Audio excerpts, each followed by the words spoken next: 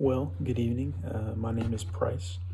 I know we have not met yet, but I do hope to meet you all someday. I know that won't be possible in this class anyway, just because it's all online. But I've enjoyed listening to all of your videos and getting to know you a little bit more and what you're passionate about through those things. Um, so for my topic, I chose to write and research on pornography. Specifically the way pornography affects our brains, and the way it's wired, the way certain chemicals fire, and just those general effects that we don't know a lot about. And I would say that also pornography is something that is known by everyone, but is talked about by very few. And so I've had a lot of experience with that in people in my life, in others' lives that I know. I've seen it destroy marriages. I've seen it break trust. I've seen depression, anxiety, all these negative things surrounding pornography that are very silent and not very talked about. And so I wanted to shed a little bit of light on that tonight and just discuss with you why I think it's important that we consider this very seriously. We take every measure possible to eradicate it from us as college students, for our spouses, for our kids, and just for our friends that we love and care about. And so jumping in, I just want to maybe talk about a couple of statistics that I found very alarming and concerning. So every second that goes by, there are about 30,000 people worldwide watching pornography on the internet. That's alarming, and that's scary, and that's concerning.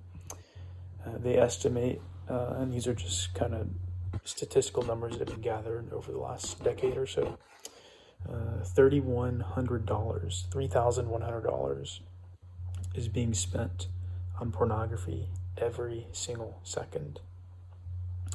Every second that goes by, about 400 people are typing the word adult or pornography or sexual images or things like that are being searched in the internet.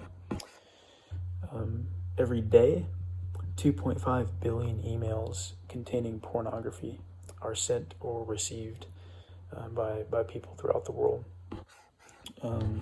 And those things, I could go on and on. There's lists and lists and study. But those are just a few things that I found to be particularly alarming. And so most of the people that are affected by pornography are people from the ages of 13 to 19. And if you've taken developmental psychology, you know that age is a specific age that where there's a lot of brain development going on. There's a lot of emotional development going on. There's a lot of identity being found. And we know all those things are greatly affected by pornography based on research over the last several years. And so this is a silent epidemic. This is a problem. Pornography, it changes the way we think. It rewires our pleasure systems. It physically changes the way our brain works. And so that's a problem. And so the APA of the last several years has shown that our brains on pornography, when we're viewing pornography consistently, and the neural processes that are present are much like what we have seen in substance addiction. And by substance, I mean narcotics, alcohol, gambling even. That wouldn't be considered a substance, but sort of falls in that same category. But we rarely consider pornography in that. And so recently, the DSM-5, DSM-5 is essentially the latest version of kind of like the master explainer of all mental issues and processes and ailments that we as humans have.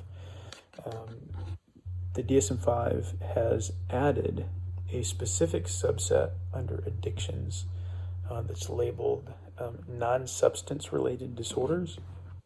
And the reasoning for that as there's, again, all these things are happening recently. There's an abundance of new research showing us that things like pornography activate certain reward systems that are identical to those activated by the illicit drugs or the gambling. And so there's a lot of parallels between pornography and these other things over here. And so that is new to us. And those are things that we should certainly be considering in this realm. And so the goal of my study that I selected is to relay findings that relate to pornography addiction and the assumed alterations that it has on our brains, specifically the frontostriatal network. Now, what is the frontostriatal network? Well, there are circuits and neural paths that connect frontal lobe regions with the basal ganglia. And so the role of the basal ganglia is essentially to be a mediator of cognitive, motor, and behavioral functions in the brain. And so the frontostriatal circuits, they also receive signals for serotonin and for dopamine, which we know plays a vital role in addiction. And so, in summation, the goal of the study is to determine whether or not frequent pornography consumption is or is not associated with changes in that area of the brain, the frontostriatal network.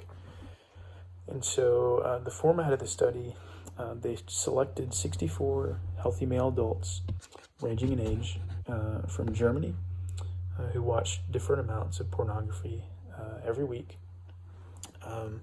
And so in this study, they selected those people, they took them and did what they call a voxel-based morphometry, which is essentially like a form of MRI that allows us to see the different densities and concentrations of specific brain areas of that gray matter. And as well, they're able to kind of take all those findings of those MRIs and lump them together and get kind of averages of different things in the brain from all these people. And so that sort of helps us determine whether or not the hypothesis is valid or not in, does pornography change the brain? Does it affect the frontostriatal network? And so the results of this study realized that there is a significant parallel between pornography consumption and gray matter volume in the right caudate region. And so what they found was, and I think you know where I'm going with this, the more pornography that was consumed, the less gray matter they found in this area.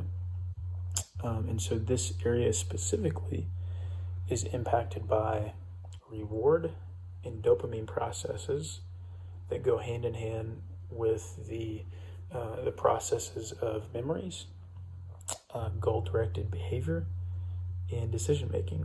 And so those are very alarming things. Those are very important things in our lives. If those things are affected, we aren't really human, essentially. And so those are very important findings and very prevalent in our society today, in my opinion. And so anytime the brain volume is decreasing in that specific area, and there's improper interaction with these specific brain chemicals that direct a lot of what we do as people, there's going to be a negative effect on us. And so specifically the way our brain reward system works, that's very important. We do not want those things to be affected in a negative way anyway.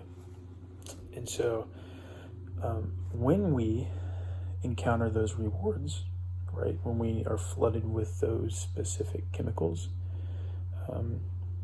this in turn is, I guess, ingrained in our memory in some ways, and ingrained in our brain function, which then, in my opinion, leads to biological and behavioral responses to these external stimuli. The external stimuli in this case being the pornography.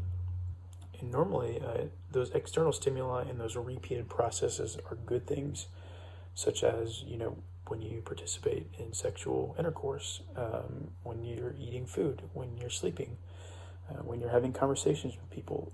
Certain moments, these chemicals are released, and those are good things by design or by evolution that continue to allow us to do those things, and they keep us alive. But when those good things are replaced with pornography, that we know has a negative effect on us as humans, our brains, our relationships, those things are bad. They create vicious, endless cycles that lead to things that we do not want.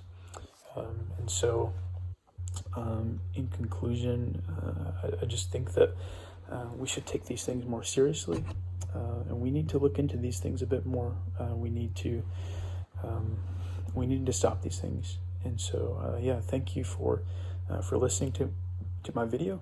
I hope it didn't come off as preaching or anything like that, but just a person who is concerned about this, because I see the way it affects other people, the way it hurts other people. And so, thank you for listening. I appreciate it.